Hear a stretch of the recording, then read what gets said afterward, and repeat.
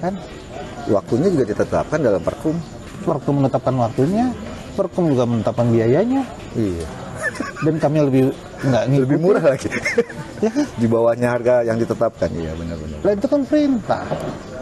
Perintah Jadi yang syarat ada. lagi. Itu kan dasarnya di situ kami lakukan itu. Ya kan bulannya jelas. Apa karena kalau flashback ke belakang, apa karena terjadinya pemanggilan terhadap Dirjen ke Komisi 3? Enggak lah, saya rasa enggak. Kemudian adanya gugatan, kemudian ditambah lagi dari... Oh kalau adanya gugatan saya nggak tahu ya, karena kan yang gugat bukan kita. Ya, Pak. Ya kan? Ya, ada gugatan, tambah lagi dari pihak Kongres pun ikut menggugat.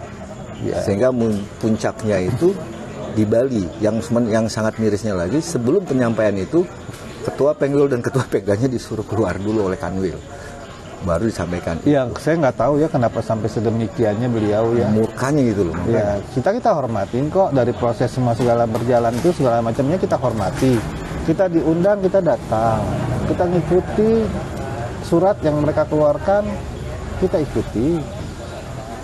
Kita tidak ada yang sebelah pun tidak mengikuti, kita hormati. Kita minta saran yang dia lakukan, kita beri saran, kita kasih pemanggilan. Itu kan saran dia semua. Kita ikutin semua, gitu kan.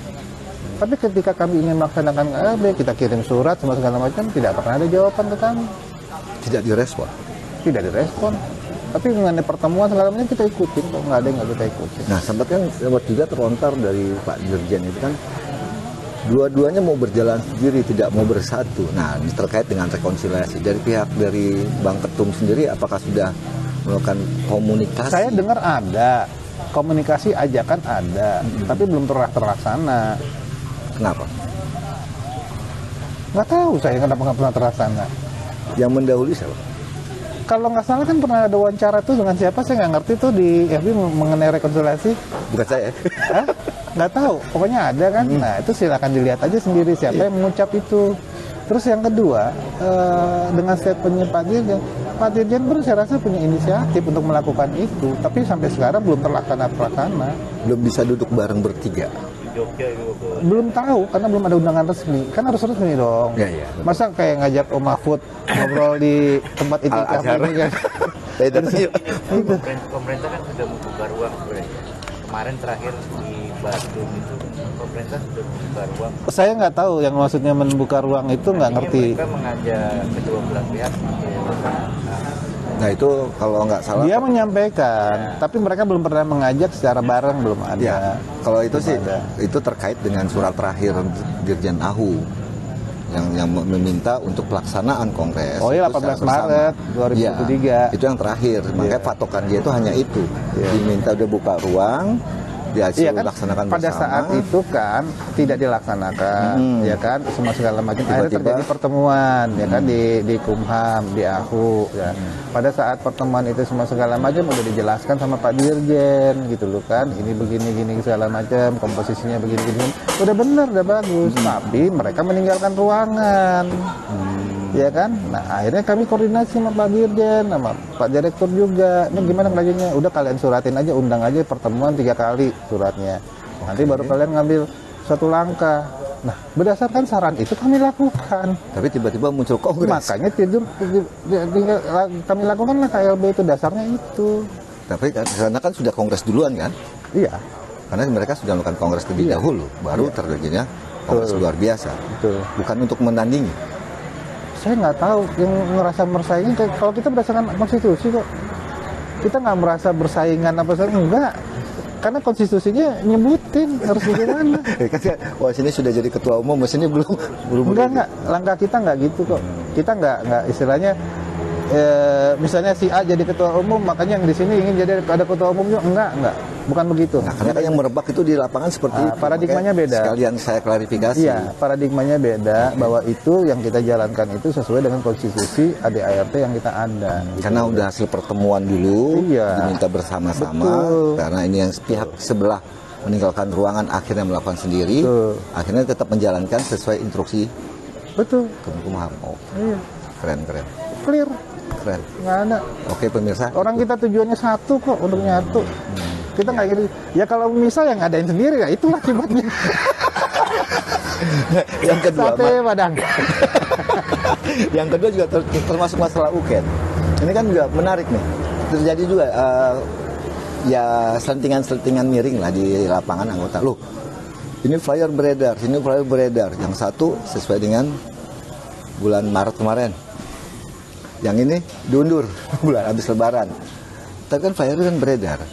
Dalam artian apakah di anggota itu kan melihat seperti terlaksananya kongres dan kongres luar biasa. UKEN itu dilaksanakan seakan-akan tanda petik berebut juga. Gini loh Pak Mahfud, jangan dipolitisir.